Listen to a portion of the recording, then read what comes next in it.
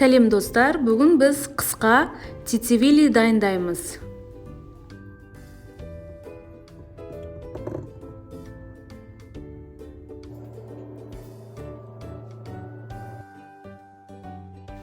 Бізге қажетті заттар: помидор, чеснок, укроп, петрушка және де қызыл болгарский.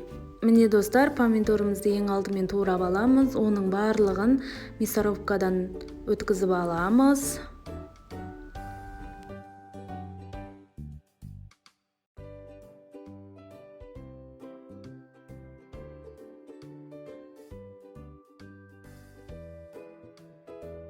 Міне достар, қызыл болгарскийімізді мясорубкадан өткізіп аламыз.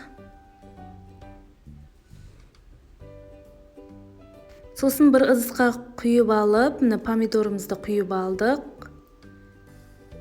Оның үстіне қызыл болгарскийімізді қосамыз. Міне қайнап шықты. Қайнаған кезде қосасыздар. Екеуін жарты сағатта қайнатып аласыздар.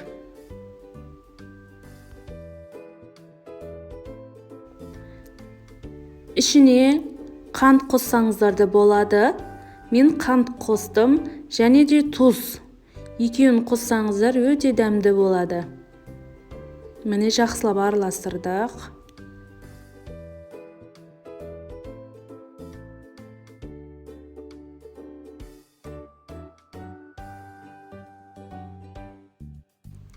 Міне мына чесногымызбен қызыл ащы бұрышымызды қосамыз.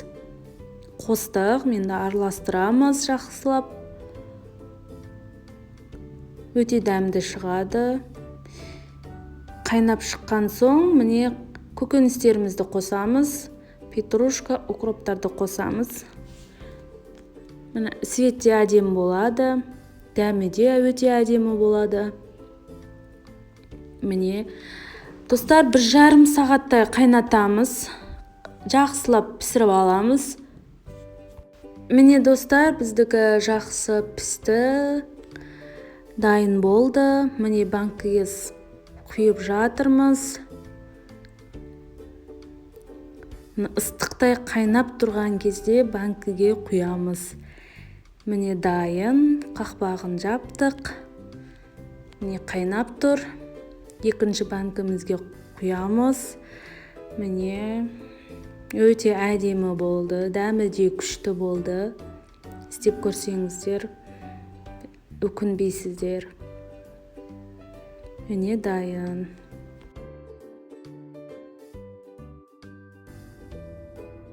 Міне достар, міне дайын болды. Өте әдемі, іші деген дәмді, қысқа деген күшті өтетін цицевилиміз дайын.